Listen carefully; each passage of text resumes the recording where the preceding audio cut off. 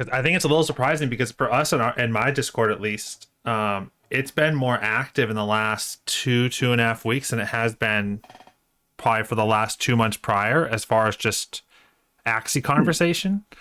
What do Because you attribute that to?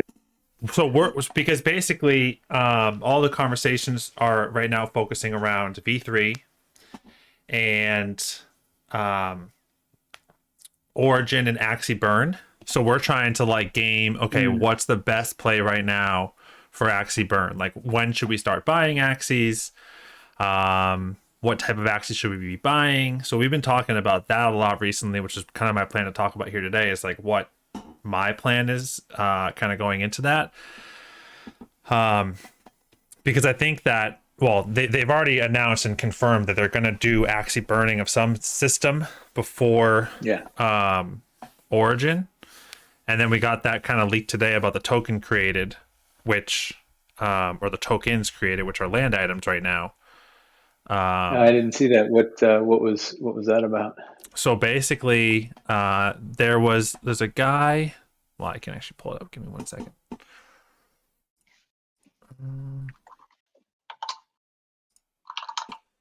So this account just created 5 land items, and each one was shared as you click more. So there's assorted firecrackers, there is traditional snack box, blossom tree, lucky lantern, and then tiger plushie. And so there's a ton of these that are now like basically just created within a contract. And the tokens are now added. And so the question is, well, it says it's a land item. So I'm imagining that the land item is actually a token. And that's what it's adding. It's not actually owed in like a true ER720 token. It's going to be a 721 or ERC20 token, I mean. So that's how I feel it's going to be. And so what it's probably Is going it to an ERC 721 or an 1156? Because there's going to be a collection, I guess, yeah. Well, I don't know. Are theirs currently 1156? Because they all technically are unique since they have different item numbers. That's what I don't. Yeah, so then they would probably know. be. Yeah, if they all have different item numbers and each one is unique, yeah, they'd be a 721.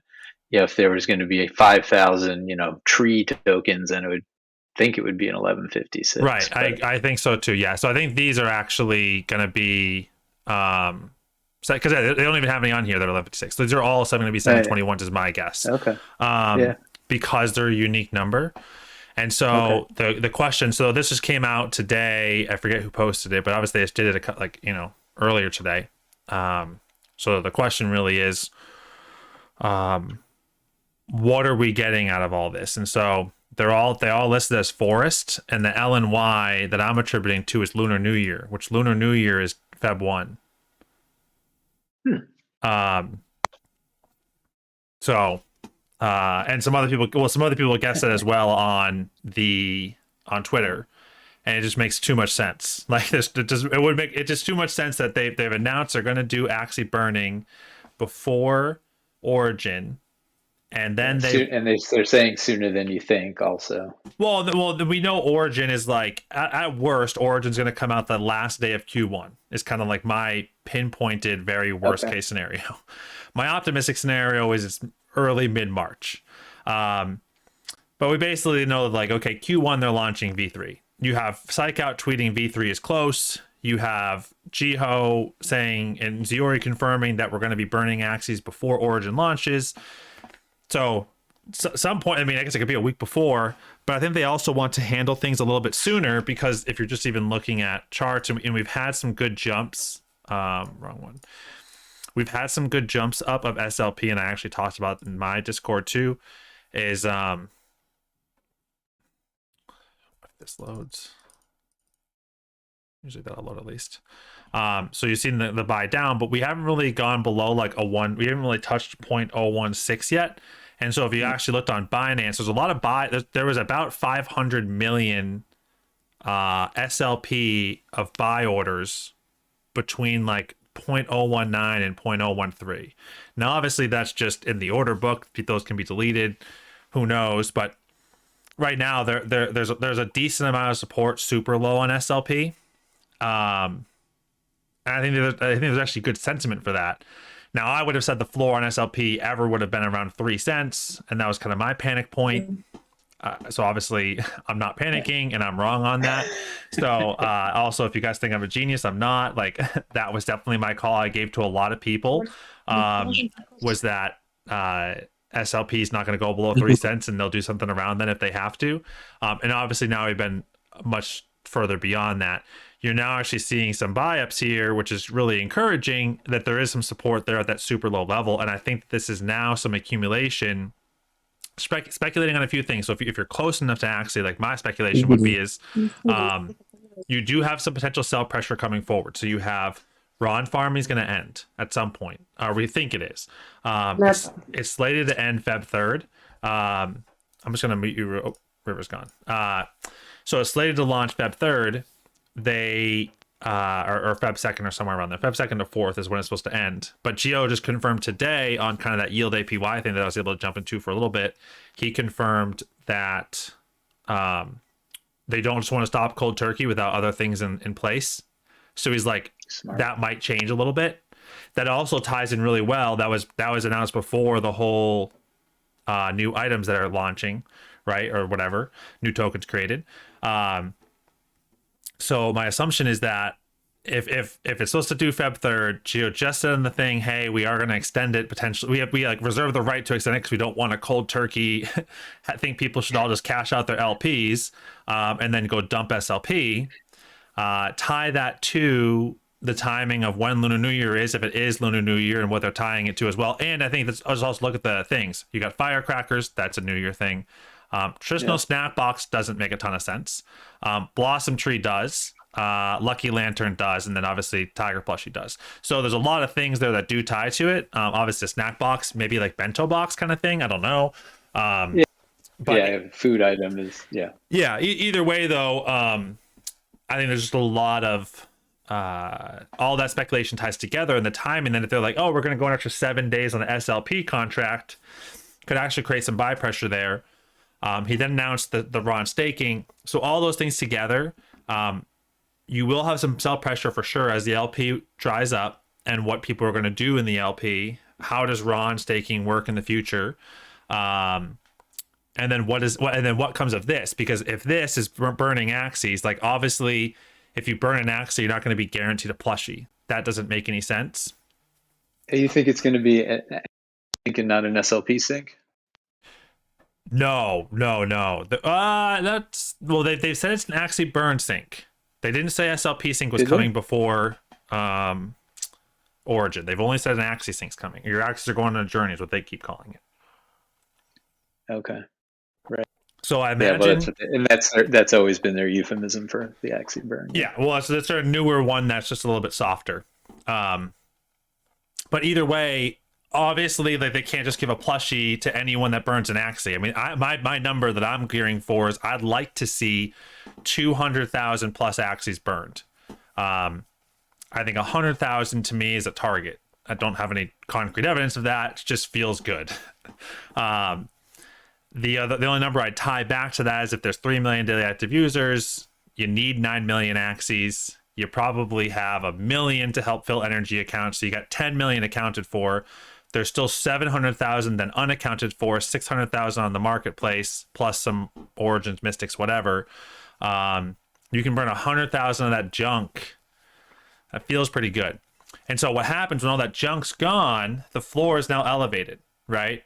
Even if there's not a ton of buy pressure for good Axies, because there is some things that will change, right? Like Aquas are still going to sell for cheap. They really shouldn't, in my opinion. So people are still going to be dumping those, but they shouldn't really be dumping them except for around where the creation cost of an Axie is. Because, and now here's my hope.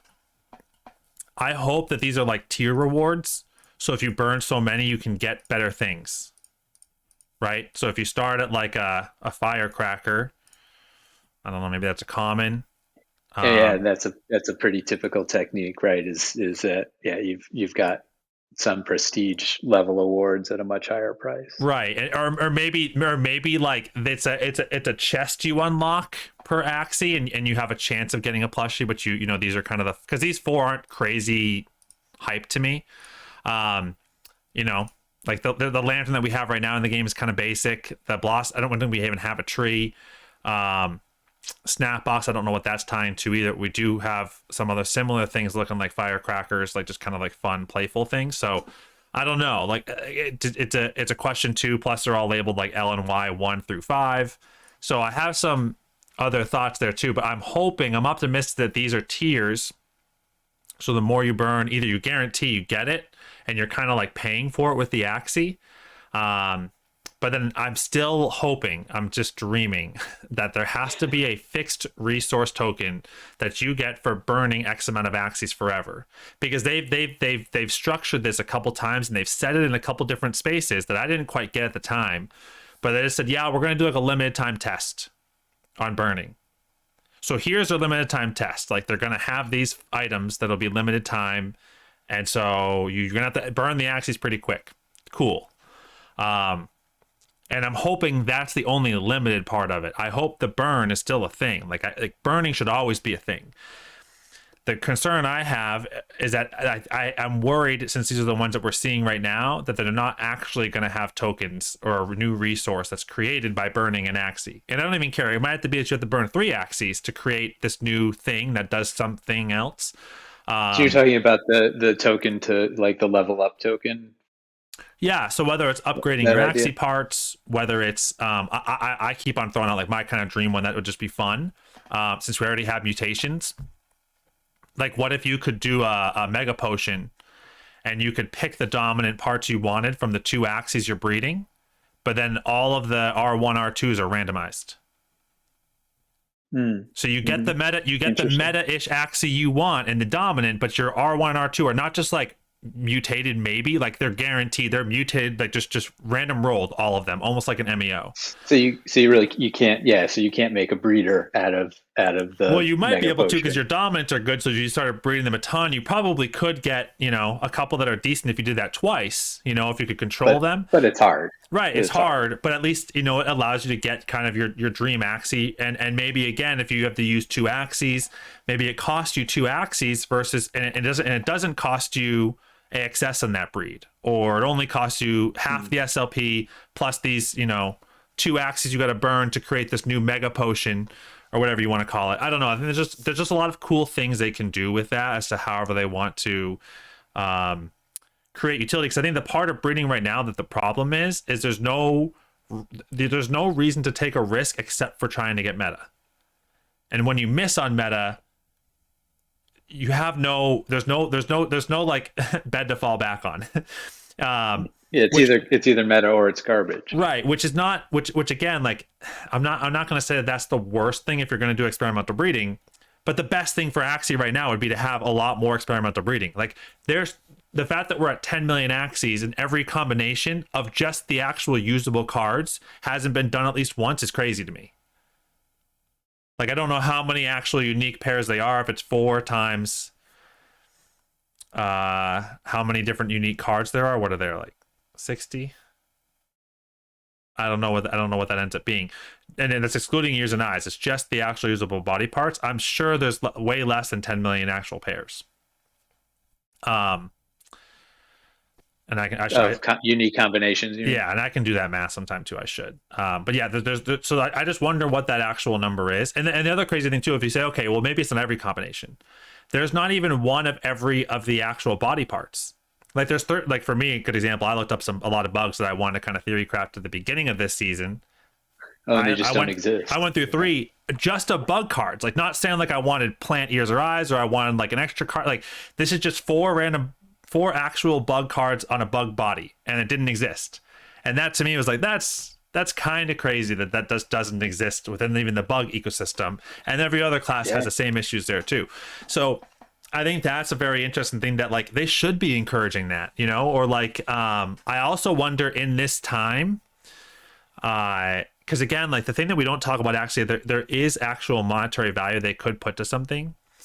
So like, what if they all of a sudden said, even if they don't want to give away access, just gave away pure ETH and just said, hey, we're gonna the first person that can breed us this Axie, we're gonna give them an ETH. like you a know, reward. and you can tie it directly to Axie number. So just create a cool thing, like just make up any Axie they want. They could random roll it, you know, and as long as it doesn't exist currently, just say, hey, the first person to breed this, we're gonna give away an ETH to. How many people breed one time for $50, $60, $70 just to try a chance to win 3,000? Probably a decent amount. It doesn't maybe do a ton, but like for me, if I'm not breeding right now, I'd take a shot at that a couple times if I thought I had a decent combination in my pool somewhere. So I don't know, like that's kind of an interesting, like there's just a lot of cool things they could do right now, and that's not necessarily a breeding event, but just something that's, you know, unique. And so I don't think they're going to, because they haven't announced any breeding event. They haven't even really announced exactly what this is going to be. It sounds like it's just going to be a burn side. But I still really hope there is a permanent burn mechanism that whenever you do that failed breed, you get a new resource that can be used some way. And the reason why that will be so important is that happens, that resource should not be less expensive than what it costs to create an Axie at any one time. As long as it requires at least one Axie to go into it. Because you're now burning those bad ones that every time you create an Axie, why wouldn't you just then burn it to this resource? So that resource has to still be in kind of demand. So the challenge right now is that if the floor of Axie is $50 and the cost to create an Axie is $69, yeah, cost to create an Axie is still $69, then you know you have a pretty good ROI just to buy all the $50 Axies right now and wait. And there's a lot of scenarios too. You could resell on the market. If the floor just goes away, you could burn them if you want for the resource, as long as the resource is useful. You could try to go for whatever these items are, however they're going to be distributed. So we've been starting to accumulate slowly, and I actually think it could go down lower in the meantime. I think some people you're hearing and seeing, they're already starting to buy some of these just floor Axies for that, but people keep dumping every day. Just bad stuff. So I think we'll see how it plays out. Yeah, I suspect that whatever they do, coming up in a few weeks is going to, it will be temporary. But if your timeline is right, like it'll be the beta for a week to just see how all the systems work and whatever for 2 weeks, and then it goes away for 2 weeks, and then they launch Origin with whatever that mechanism was, if it was working properly. Yeah, and that's the only question. The only question I have is, do they have a resource, and what is it? And like, and again, the part upgrade is kind of the thing that people are speculating, because that's the only thing Jiho keeps talking about is part upgrades. And I could see the resource going live with the test, but just you'd be able to get some resources for a couple weeks, and you couldn't get them for a couple weeks, and then once they launch Origin, you can. Like they won't be yes, invalid. I could see that too. Because you would expect they would test that part of it as well. Mm-hmm. Yeah, we'll see. Because the other thing too is whatever that resource is, that should be an ERC20 that you can actually then create a liquidity pool around too. But again, like they're not talking like that. That's gonna happen. Because you don't need if it's like a mega potion, you don't need a mega potion to be uniquely numbered. Just make it an LPable thing that there can be a kind of a fungible pool that you can cash in and out of. And again, that would be if you do like one Axie, because there's 100,000 done, like that's a decent amount. And again, they're not going to be just cheap, so no one's really going to go necessarily acquire all of them. If you can always make a new one, the question is, do you have the Axie to do it with? And then what's the market parity? So the market parity should be in line with what a zero cost is. I think if there starts to become a trim of that, because you are actually growing scholars and everything else like that too, I actually think then you have the scenario where like it could be closer in line with like a 2 or a 3 breed. Because if you do if you do breed 3 or 4 times and you're okay burning them, your cost is still $120, $110. So you really don't want to sell that for 70 ideally. You can, and so that's why I think like that's kind of the minimum that I'm setting there, is it's going to be like wherever the floor shakes out to be to breed 2 0 breeds, it's what's going to be the realistic cost behind all of it. Yeah, that makes sense. But I saw some of you guys jump off mute. Let me know if you have any questions.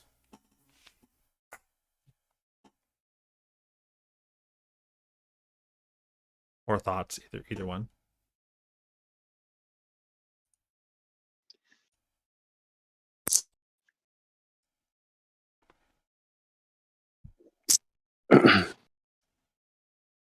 Octopus, you got a question? Actually, yes. I was sorry. My throat is not that great. That's okay. Sorry. Um, I've been speaking in the members group, but I work with a couple of investors, and money is not that an issue. But the land, I don't really can grasp the full benefits of owning a land now. Because I don't see like any ROI or the ROI or like actually the resource that I can make. The only thing that I thought I posted in the group before today, it was kind of a hedge for me as a breeder. For well, without a burning mechanism that you just said, it would be amazing. I thought of like putting them as peasants, like in Age of Empires, like gathering resources. No, so I don't know. What do you think about land, or maybe I'm missing something, or I don't know where to get the information. Um, but I don't know how even to value lands. And I know that roads and yeah, things about me the chimeras are important. Um, but yeah, even the Savannah ones that cost around 3 or 4 ETH. Yeah, I don't know the actual Yeah, that's a value good. of that. No. No, that's a good question. So um, I don't think you're wrong right now. So it's definitely the right thought to be questioning. I own land. I bought my first land at like 1.2 ETH back last like February or March. I sold it for like 5 or 6 ETH. I upgraded to an Arctic plot and a node for like 11 ETH, and then that's where I'm stuck. And that's obviously a lot of liquidity to be locked up. On top of it, I also have a Mystic, so like that's liquidity locked up. So I don't disagree that there's questions on that. To be transparent, I actually just listed my land after the land delay because I was like, well, if I can get like, a 4 ETH premium on what I bought it at and get 15 ETH because someone wants this land for some reason, because maybe it's next to theirs or whatever, I'll take that premium and go do something else with it for now and come back. Even if I can't afford the Arctic node at that time, I can come back and just buy a regular Arctic or buy a forest in a river on a node or whatever. I assume the prices would still potentially go up depending on when I can time it right, but I'm so tuned into the Axie ecosystem, I'd be surprised if I would miss it by too much. As long as I kept liquidity. Like I couldn't just go put that into like a PFP project that I wouldn't be able to cash out quickly. But yeah, so land is right here, and I'll try to zoom in if you can't see it that well. But in addition, landowners might find AXS tokens on their land plots or use the Axies to occupy the land plot to explore resource nodes on the map. When interacting with resource nodes, Axies can find AXS and potentially other resources. So the theory that has been stuck for a long time, and this has been shared from people like Axie Chat, we're super into this theory, and it's been shared, I'm sure, with Sky Mavis' team, and it definitely hasn't been shot down that I know of. I don't know if they've actually agreed or been like, yeah, it's how it's going to work, but there's understanding both ways, and there hasn't been someone that's been like red flag this isn't going to happen kind of thing. So so that's a key aspect right there, is that the assumption is that you're going to basically get almost like a staking of your land every day. And now whether that is actually getting AXS or getting wood or stone or diamond or whatever is being dropped, we don't know. It used to be, so it says here like landholders will have the first rights to their resources on their spawn point. So that means anything that's on your land, you technically have first rights to. Now you have to go farm it every day, or you have to have a scholar go farm it to get those resources. But either way, you have first rights on those. The other thing is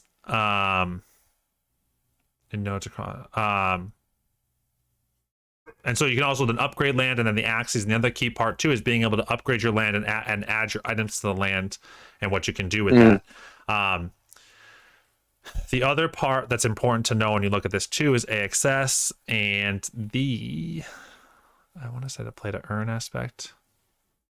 So yeah, interacting with and tending your land plots is how they planned and have listed here for a long time. This is updated a year ago.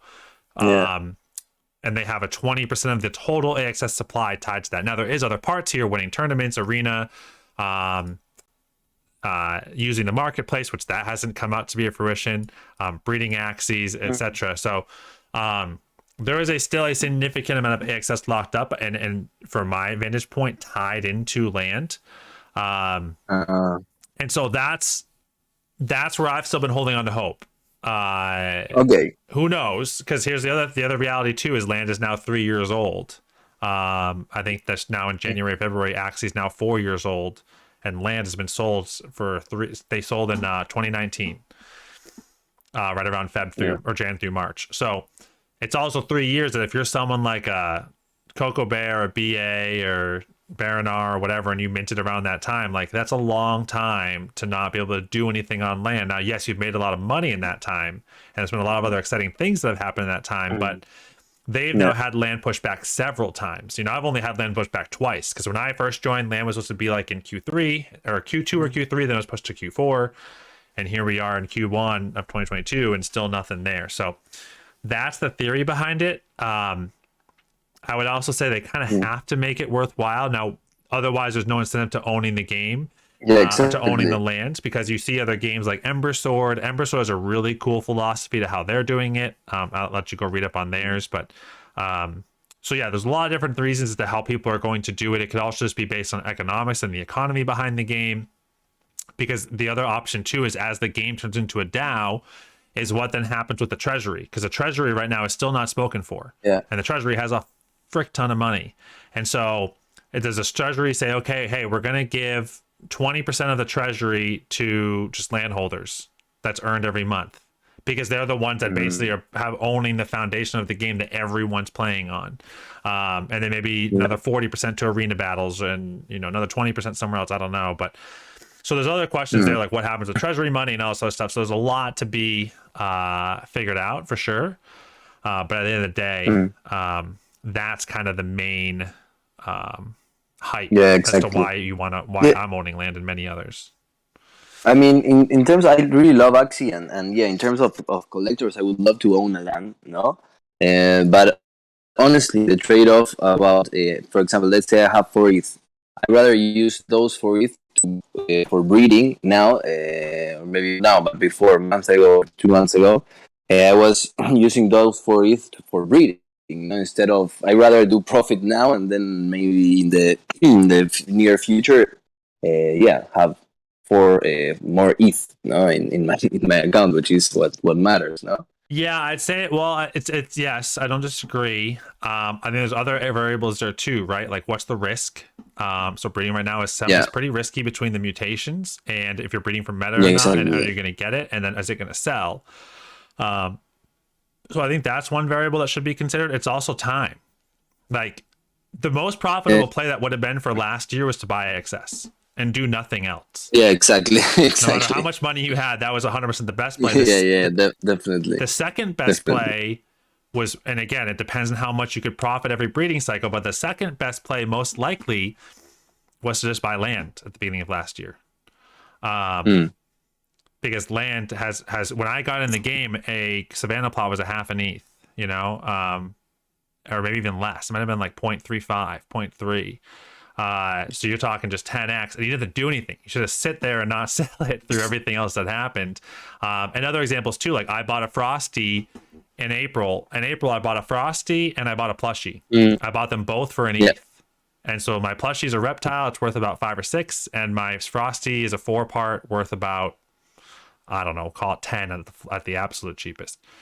So there's other little things like that. What'd you say? Frosty's went up there. Oh yeah. And the nice thing now is too, you have you have the nice filter, at least on the main marketplace, so you can just go to 4, and then just even 4 parts, the floor is 5. The floor for 4-part Frosties is 27. So yeah, mine doesn't have parts. Yeah. So and mine's like the cousin of this one. Mine's a 0 breed dusk that has the same sandal but then different plant eyes. So it's also like the only thing it's really missing is the eyes, and then the sandal on the back.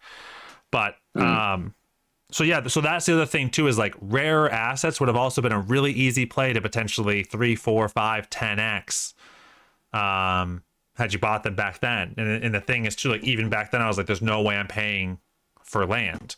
And then the other aspect you have there too is like Ethereum went up. So I bought my land at 1.2 ETH. I think that was $2,400 at 1.2 ETH. You know, so like, and now ETH must have been around like 1900. So there's all these other kind of hedges and things there too that the more that I'm getting involved into the game ecosystem, usually one of the best plays is to just buy governance tokens and invest in exclusive rare assets that you're believing are going to have utility in the future. And just doing those two plays, you can save yourself a ton of time. Now, the only caveat there that I haven't done the math on and probably should is how much money can you make on the flipping if you're doing, say you brought in 10 ETH, you have all those Axies, how much can you flip that into every 5 days? Because there is obviously a ton of money to be made there too. If you have a lot of money and you can go in and flip, especially back in the day, you probably had a better summer than I did if I just bought land. But then how are you struggling through the back half of the year, and what are you doing then? I don't know. So that's kind of my thesis. And that's how I'm approaching a lot of games like that, like call it big brain or not. But the first thing I did when I was told about sunflower farms was I just went and took $3,000 and threw it in the liquidity pool. And I made like 40% off that in 2 days. So just simple thing that, like, because obviously in that game too, you kind of have a limitation to how much you can earn every day unless you're running 20-30 farms. So I was like, I'm just going to play the trading game, and it made me a good amount of money. Plus the token went up. So there's other things like that too. I think as you're approaching play to earn space, that this is actually where I think a lot of guilds and other things, people are getting it wrong. And I think it's a way that and I'm actually excited to talk to Guy about it tomorrow, is like, I think that what YGG is doing is they're probably doing a lot of that. They're not publicizing it, but I think that my opinion is YGG is a front for scholars, and they're going to grow back to the community with their YGG token and everything else.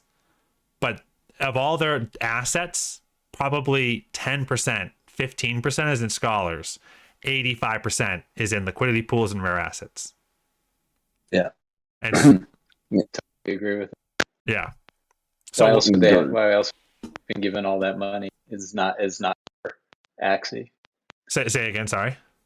Well, just all the money they raised, it was not for Axie substantially. It was to take investor positions or positions in sales of all the other games that the big multiples are. Right, 100%. And that's exactly what I think is happening from their side and a bunch of others. That's all they're doing. And that to me is the right approach. But the problem is you can't just continue. Like I think a lot of other guilds or DAOs or whatever you want to call them are not doing that. And so I think that's the challenge, is how are they extracting value versus actually creating and buying into it. Because like within Axie right now, all those huge guilds that you could probably name, they might only make, like, we know YGG is 10,000. There's 2.7 million or 2.5 to 2.7 million scholars. YGG, the biggest, the baddest, whatever you want to call it, has 10,000 of those. Like, we can say YGG is the problem, but they're really not that big for how much they're quoted worth and everything else.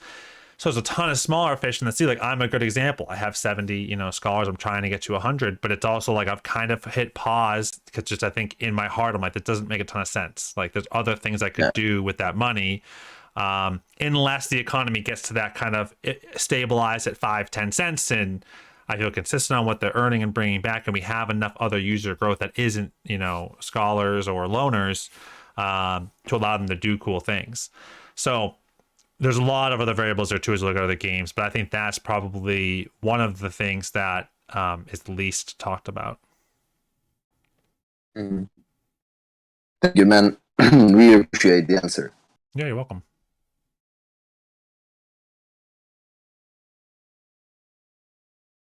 What other questions? If you don't want to talk about Axie too, I don't know if EBC is cool with it, but I'm happy to answer other questions too on other games or other NFT things. We've evolved our mentorship talks to do other things like that too, and it's gone quite well.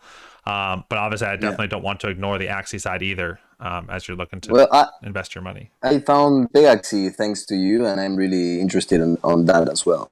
It's a really similar, and I still haven't touched them.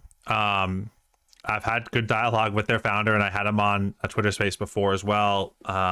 Kind of hitting with the questions like, it's clearly just a bunch of bots and you're just basically pushing a button to mint a token. seems a little ridiculous. And I think, did you read his thesis? That's actually my first question. The white paper? No, he wrote a new thesis. It's kind of like a Medium post. Are you talking about all the proposed mechanisms for burning and evolving Pegas and things like that? Yeah. Yeah. No, I haven't read that. You can try to find it on his thing. If I can find it, I'll share it. It's on his Twitter. It's on his Twitter. I can actually post the links. Yeah. So in a second, I know where they are. Yeah. So he had commented somebody, then posted them in there, and I found it actually in the comment section of another tweet of something, and they're pretty interesting. And actually, I retweeted it too, so you can probably find it on my page somewhere. Because I retweeted it because I thought it was really interesting. And basically, his approach is to take gambles on things right now in reaction, realizing that they can't go down this path that SLP and Axie has gone down. And I liked a lot of his ideas. Like, they are unique, and they're quasi unique to the current ecosystem, but they're also familiar in the ways he's doing it. Like, one of the things is kind of like a prestige, like Call of Duty, where you prestige your horse to another level just kind of for the flex, but you don't really get any extra utility out of him or her or it. So I think that, again, that's a very interesting thought. I don't know how, and I kind of said this in my response to it. I was like, I don't know how this is going to work. And I don't know, and I think that there's an argument it probably will work in short term. And it might solve the problem now. My question is, how does this affect them to grow this game out or ecosystem out in 3, 5, and 10 years? And is this too short term to solve a problem now, but then like skins are worthless because it's all about prestiging? And like now they have to, any decision they make, they either not the, okay, now we went from 30,000 to 300,000 users, we need to, rug all of them on whatever they just invested their time and energy in and change the game for them. Or now they have to build into the ecosystem every single thing they just created, which I think is partially why, like, it's actually part of the variable around Axies that I think is part of the problem there that we don't talk about maybe enough is aesthetics. Like, skins are probably the most popular thing. Well, they made the most expensive, valuable resource in the game, these mystics that have unique parts, that they're the only ones in the game that have it. How much does the aesthetic and rarity of a mystic go down when you can have rare skins? Like, do people really care? Like, my guy has a special eye. I don't think it goes down as long as they're different. Well, true, but like, I think it will. I guess it just all kind of depends. Like, because if I have the Calico Zeal Eye and I get something, I get special glasses for my guy, do you even really know it's a mystic? Like, is there even a point to it anymore? I know that the mystics, they've said it can go to level 4, which will be the highest level, and no other Axie can go above level 3 other than mystic. So like, there will be an in-game aspect too, where it sounds like they will be a little more powerful, probably in adventure mode, not arena mode. So there will be that aspect too of maybe they can do more in the adventure side. But yeah, so like that's kind of that question there too. And so everything that these other games are going to be doing, they're responding to now. And I wonder how many are looking to the future. I can tell you after talking to Gio a few times, that's 100% everything that he's thinking about is, if I make this change today, how much does this help or hurt me in the future? And how much does it help or hurt right now? And I think it's getting to the point where the SLP is so bad right now that he's like, they need to react. There's no real other solution than to react 100%. Right now. And so I think that he's thinking, okay, I not fuck the long term, but like, I have to do something now to at least try to handle this and hope it won't be a long term if if they don't fix some stuff. I mean, that's where they've gotten to 100%. Right. And so I think that that's going to be a big variable for him, and we'll see how much this actually helps. But the 26 billion, or now it's actually 27 billion SLP, is a serious problem. I mean, we're minting about $1 billion every 4 or 5 days of excess. So that is like I think it's like 54 plus years of breeding at current rate.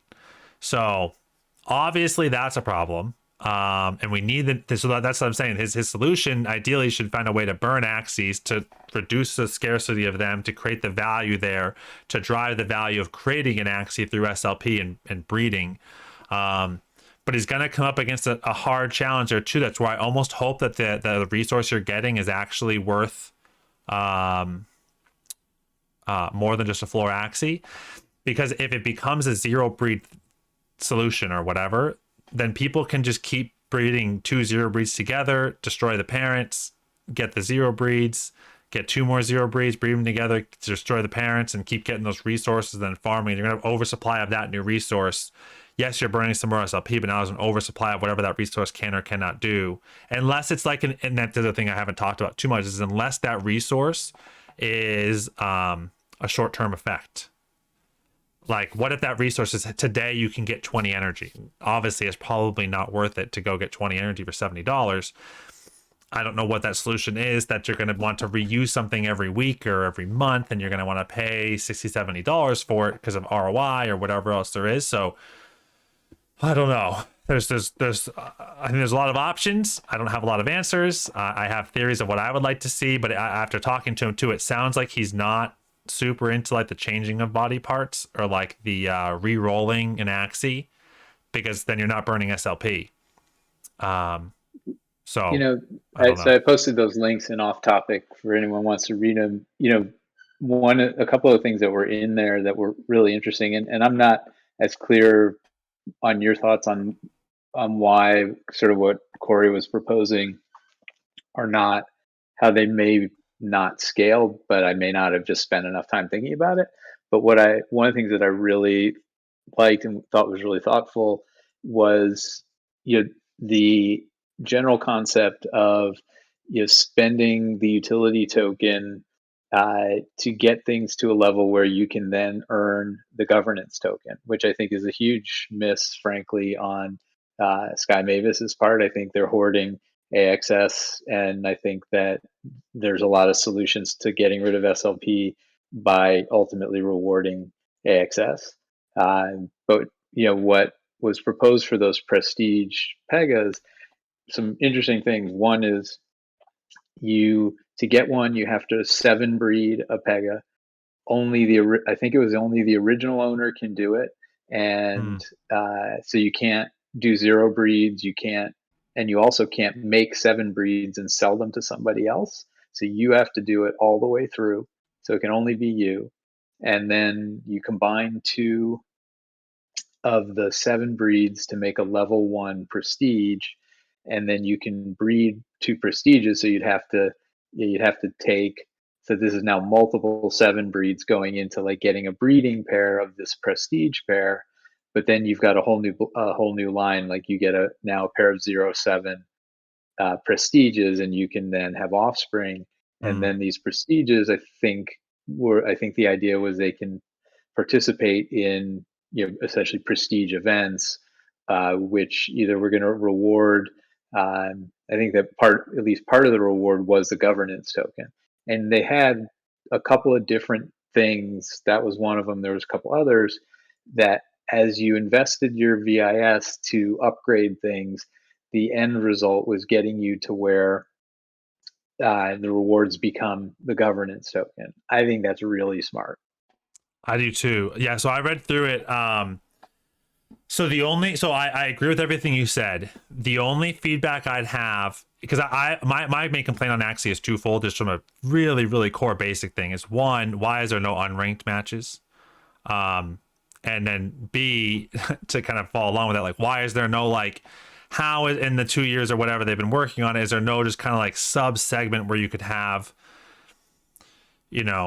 not semi-pros, but pros, or like just have people, hey, this is my 3rd season participating. I now get into a new tier of like, not OG stats, but just get able to battle against other people around my same skill level. And maybe they make it a bigger pool there because you've now been through 3 seasons. So there's like anyone can earn this AXS thing, but there's now this bigger pool for having been to now in 2 or 3 seasons. Kind of like League of Legends, I think. It's not exactly, but like you have to get to a certain level to get into a new class. Yes, kind of something like that too. So those are the 2 things. But the unranked thing is also a simple part. But my problem is, and this is more on the Corey Peg Axie side, is it's very easy, in my opinion, and this is me as a non-coder or developer, but I would imagine it's very easy to have a game where there's a click button, let things algorithmically unfold in auto battle, or not even really battle, but just luck or RNG, whatever you want to call it. have that unfold, and however these segments he wants to do with Pega tournaments and races and like prestige races or whatever, versus a game that has all the other aspects that Axie has right now. And so it sounds like Corey's going to basically take a non-game that is so rudimentary, so basic, put some lipstick on it with kind of this 3D beta racer. Nothing else changed. Just looks sexy or looks actually like Zedrun. And then build all this other kind of future-proofing tech and get that all done now. The problem I think is going to be on his side is he's now taking a massive investment on with like a very small community of builders. And so I'm curious to see if they're going to have the funds for that more than anything else. But how does that, so, I mean, you know, the roadmap, right? So, you know, it's headed towards the player controlled, right? Mm-hmm. So, I mean, I think a couple of things, you know, I think that my view on which I like the path so far they've taken, you know, in the whole whatever 8 weeks that it's been live. But I like that they've taken this path. They have basically, you know, a non-game. I mean, it's, you know, it's click to play, right? But they're spending this time to work out the economy. And, you know, I think that while in the background they're building out the player controlled portion of the game, you know, in the forefront, they've got like 6 to 9 months to work through this economy stuff and you know, try stuff. I mean, I think even you said it on a tweet was, you know, better, or maybe he said, I don't know, but somebody said, you know, better to take these chances with 30,000 DAU than 300,000, right? Yeah, and, that's what I had you said. know, yeah. And so if you got a, you know, oops, I made a mistake, you know, it's much more survivable with a much smaller player base. But I think, you know, getting your full blown economic system figured out now, and then, you know, and then as you're figuring that out, you know, building it into ultimately the game you want to build, which is your Mario Kart, you know, player controlled racing game. I think that's I like that approach. I mean, I think that the problem with, and no fault, I mean, somebody had to come first. And so you don't know when you don't know. You know, Axie, you know, they didn't have the economy really figured out. And they, you know, they built this really successful game without having, without having done enough work to really get to, you know, what happens when. Well, I think so. The only caveat I'd say there is we have to see, because to Gio's point, Gio's also claimed for a long time has been we need more SLP to grow. He's not wrong. We only have enough SLP right now, I think, to double if we only bred 0 breeds. So that's also kind of a crazy stat. Which basically we grew the entire thing in 7-8 months last year. We grew 2.7 million users, or 2.9 million users. We only have enough SLP to grow that exact same amount if we only bred 0 breeds, which is obviously probably not going to happen. Now, we'll still be minting along the way, but like if we needed for 3 million new players in 5 days, that's all we could get. Yeah. You know what? I'd call BS on that. I'll tell you why. That to me is that's covering up I didn't think this until recently, but I do think it now. Intentionally or not, I think that was kicking the can down the road for not having answers, because that was an easy one to like, oh, you can do the math and we don't have enough. But I call BS on it, and I'll tell you why. Because it is 1,000% easier to throttle down a runaway token price than it is to deal with massive inflation. There is not a person in this world that will be crying if the tokens are too expensive. Just not going to happen. Well, that's not true. It happened this summer. That's not true. That happened all summer long. How so? Everyone was complaining. Nobody was unhappy at the money. Everyone was complaining that was getting into the game. Like, I have to really spend this much to breed. I have to pay 4 AXS and all this SLP, and SLP is this expensive. And so it depends if you're trying to build or if you're already in the ecosystem to kind of like get in. But I agree. So here's the thing. I will say, again, I don't. I mean, look, I don't Fed disagree. Money printer go burr, right? Like, I'd rather have to be the Fed and start printing money than having way too much money in the system, because they are kind of like the Fed, right? Like the price has gotten so low of SLP, they had one lever, right? And their lever doesn't do anything. They are literally like the U.S. government at this moment. Right. So I mean, that's why I'm saying. That's why I'm saying we'll see. Like yeah, whatever comes out. That's what I'm saying. Like if so, here's my things. If you want to be able to judge this and you don't have access to me, just kind of from this call, when this launches and we think it's Lunar New Year, so that's like early February. If that happens, where the only thing they're releasing and giving away is like non-fungible stuff by releasing a certain amount of Axies, that'll be a very bearish flag for me within the ecosystem. Like I will probably at that point actively try to sell all my land items and land and somehow start to wiggle away to get out of scholarships. If that is actually going to be the case, I will give them till V3 till I actually exit maybe entirely. But that would be a very bearish sign for me that like they actually don't know what the heck they're doing. yeah, and there's a lot of people will be right behind you. I think everybody is sitting in that position, and yeah, I think, and I mean, there's people that are already, for sure, making some moves, but yeah, I think that if they don't deliver with V3 on an economic front, big trouble. Well, yeah, I think that they have to fix the economy there in that way, in some capacity, to then reignite it to allow there to be a reason to do the things that they want everyone to be doing. And so let's hope that incentive is there. And I think that like, I think that another, at least it would be a very bad sign for me if they do this. But at the same time, at least that they're acknowledging and they're going to fix it in some way is do a buyback. Like that's your absolute worst case scenario is you go and do a buyback of SLP. I am so against that. Money to do it. They what? They have enough money to do it. Like that's barely. The thing is like barely, but they do. Yes. But yeah, I that's the only, it's something I don't want them to do, but it is an option they could do to at least buy back half of it at a certain price from accounts that want to sell to them, almost like what Thayen's doing. But again, I am so against that. It's a very weird way to go about and fix an economy. And unless they came out with like, hey, we have all these things, but to reset SLP right now, we're going to do this once and only once, and then all of the rest of the ecosystem should be working around it. But yeah, it needs to come with a plan of like to institute a healthier economy. We're going to do X, Y, and Z, and to reset the table to make that work in a timely fashion. We're just gonna take half the excess SLP out of circulation and burn it through a buyback. Exactly. Or the other thing too, they could still own the SLP. Like I think it's okay for them to be, so they don't even necessarily have to burn it right away. They could. And they could slowly reintroduce it. If you really think of that breeding issue of like, if we get so popular again, right, we're going to need it. Yeah, they could hang on to it for. Yeah, they could have that option to then try to re-release it. Do like, hey, in this week only you earn double SLP kind of thing would be kind of a cool get back to the community. That's probably smarter actually to keep it in the treasury. Yeah, where half is minted and then half is given out. That's already minted SLP, but just given to you. So there's a few there's a few unique things they could do on that front. Again, I really hope that's not the case. If you're kind of keeping me honest, just turn off minting for a period of time and pay it out from the treasury SLP. Yep, also an option there too. But I also wonder too, like, what do they come out from a tech side? Like, do we get scholarship management internally on the Ronin side in the next 3 to 6 months? Like, I don't know. And then really, where do other games evolve to? Because as much as, we talk about Peg Axie or there's them who has an economy but no game.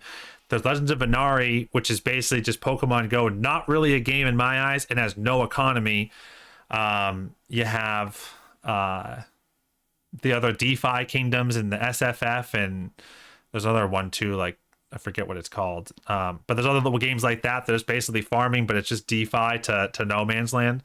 All of those suck. So I don't it's very hard for me to absolutely rule out Axie until there's another actual game. And I don't really think we're going to see many true games in 2022, personally. But I think we're going to get very close. For the Wild Frontier, right? I mean, that's, Yeah. I think we're going to get a lot of teasers. I think we're going to get a lot of trailers. We're going to get a ton of NFT sales, some governance tokens. I don't think we see many real games until the beginning of 2023, but I think 2023 is an explosion of actual playable gameplay. Because it takes a long time to build a game. Right, 100%. Exactly. 100%. Do you think we're going to see anything playable in Illuvium in 2022? God, I don't know. I'm so anti. My bet is on no. No, my bet is on no too. Guys, but I don't know what you think. I found one new game. Actually, is GTA 5, yeah, but on blockchain. What's They it called? start to. Sorry. What's it called? No, no. It's okay. Token. It's name of token. It's B2P.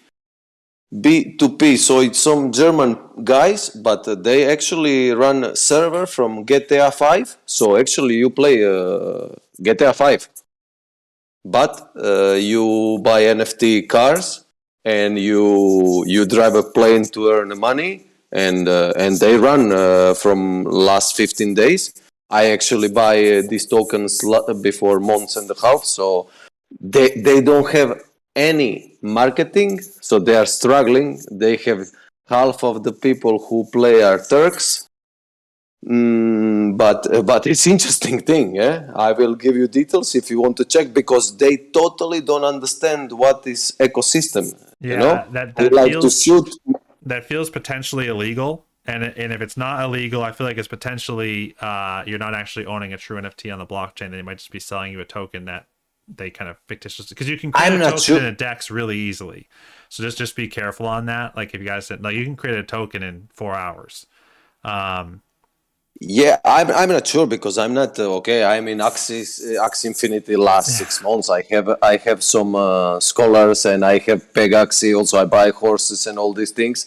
But I'm not. I don't understand actually in the details. Yeah, but it's really interesting. It's interesting project. I'm not sure that they have future. Yeah. I don't know. It's strange. But it's strange that you can actually put it on the server of GTA and make it. I don't know. You're talking about GTA 5? Is that what you're talking about? GTA 5, yeah. Yeah. Yeah. Yeah, there's no Grand way Theft Auto that's 5. legal. Yeah. I mean, we'll see. And we might see more. Actually, I could see some games like Thetan come out where they're not a blockchain game, and then they just throw their characters on the blockchain and do NFTs like that. So I could see some games like that pop up that are just, there already is a game. They just put some skins or characters or whatever that are on the blockchain. But yeah, I mean, I think we're still far away from so many games even being playable that if Axie can get V3 really right and release lands by the end of the year, like actual land, or get people in beta by like Q3, I think there's a lot of potential. So then like Axie's could be mooning for a while if that works out well. Peg Axie just released their Apollo dashboard tool. I saw that. Yeah, another thing that's an hour ago. That's a nice tech thing that, again, like they're doing a lot of the tech side that I wish Axie was a little bit more on the forefront of. We'll see, because it seems like basically both raised money. Axie was like, we're building a game, and Peg Axie was like, we're building tech. They're like, we want scholar ownerships. They've been open about saying they just looked at everything that was missing from Axie. You know, they give a lot of credit, ton of credit to Axie, and just said, you know, these are all the things that you know we wish we had in Axie, so we're going to build them into our game. Right, and that's my only concern on Peg Axie. Like, how many people do you have working on tech, and how many do you actually have working on gameplay? And also the other caveat I'll put there too is like, how much appetite is there for just a horse racing game that you don't do anything? Or even like if it gets to like a Zed run, how does it actually evolve into player control? You can add things, remove things, impact the outcome. And I know that his goal was Mario Kart. I don't know if I talked about it here. I definitely talked about to my guys, gals, but no one's made a good Mario Kart in the history of video games beyond Mario Kart, and then the only closest one in my opinion is Crash Team Racing, and that's came out once or twice. Other than that, no game's ever come close. So the fact that their target is a blockchain based Mario Kart game is probably the most aggressive goal you could actually set from any gaming metric. Like every other game has a copy, Mario Kart does not. Like it just doesn't exist in any ecosystem, which makes no sense to me. But at the same time, like that's such a hard thing to figure out. Unless they do it, you know, I don't know if you guys saw like in the summertime, there was like that chicken run derby game where it's like you have like 2 or 3 actions where it's very limited. Like you can like, you know, pull an enemy back, you can boost up yourself or whatever, but you can basically take 2 or 3 actions to try to win the game. Plus you have other variables, maybe something like that. But I don't know. It's just Peg Axie's goal after that was also very lofty. Yeah, I mean, if they're smart, they do it stepwise, right? And they do something like what you just talked about, right? So, some player control, and then evolve that, buy yourself time and evolve that, over time. Yeah. Does anyone have any last questions? Not really a question, but I'm just tagging along a bit with the general direction of the conversation.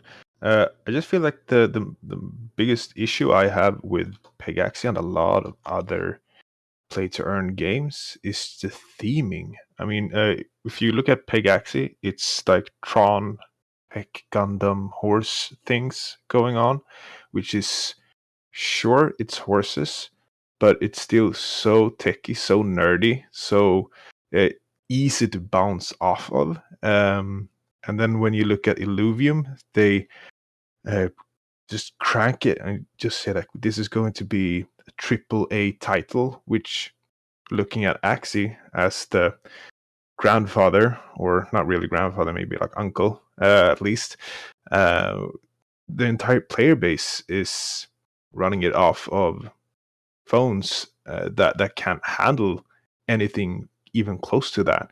And then you look at this, what was it that popped up in the chat not too long ago, the Champions Ascension thing? It's just boobs, everything. It's just boobs everywhere. I don't, and that's just like a throwback 20 years ago. And like, what happened? Who does this stuff? I right now, I honestly feel that Axie is the only one who's hitting anywhere close to the mark regarding the theme. It's light, it's cute, it's approachable. Yeah, like hits all the marks. That's not a bad point. I do wonder how that all plays out too. I think there will be an appetite for bigger ecosystem games, but I think that the best way to do it, they have to be like, you have to be on all platforms and cross-functional.